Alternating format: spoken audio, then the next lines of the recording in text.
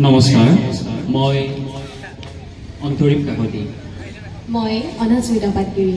মই দেৱকান্ত পায়ো পাঠ কৰিবলৈ লোৱা স্বৰচিত কবিতাৰ শিৰোনাম বকুত নৈ কাঞ্চনমতী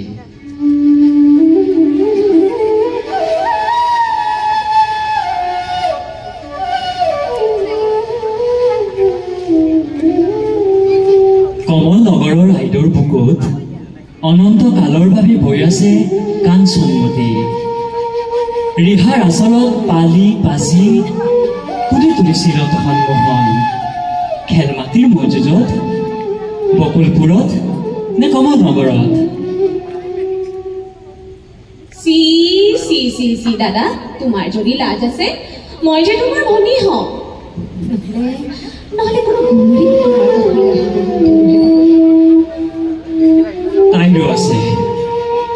তাইৰো আছে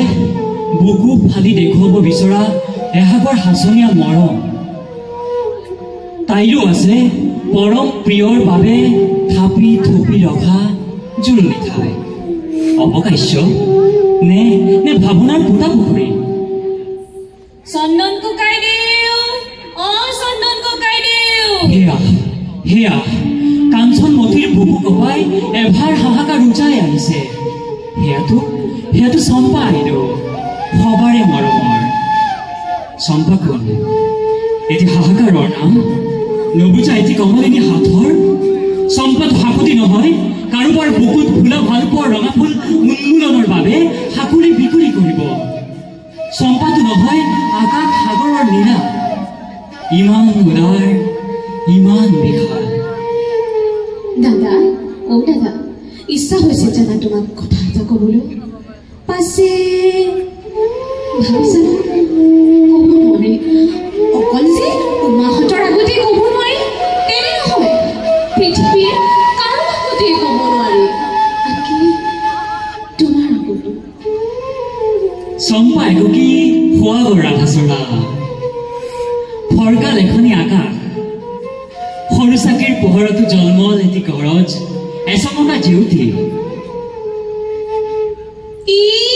কি মোৰ পানী খোৱা পুখুৰীটোত বিক দিলে যে মই হিংসা কৰিবলৈ যাওঁ মাছে দেখিহে কিন্তু দাদা দেখিবলৈ হলে সঁচাই ধুনীয়া আইদেউতকৈও বেছি অৱশ্যে মোতকৈ দুহাত পাছতেই ৰৈছিল আৰু সদায় ৰৈ থাকিব কিন্তু এতিয়া দেখিছো গৌৰীনাথটোৰহে মহিমা অপাৰ যিজনক মই কাবু কৰিও ধৰি ৰাখিব নোৱাৰিলো সেইজনক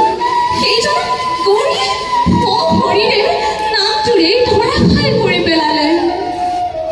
শত্ৰুৰ বানত জৰুৰোৱা এটি পুৰাতন বালকোপ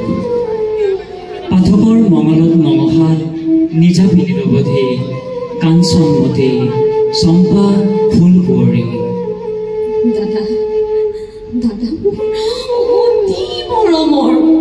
ইমান দিনে দাদা মোৰ আছিল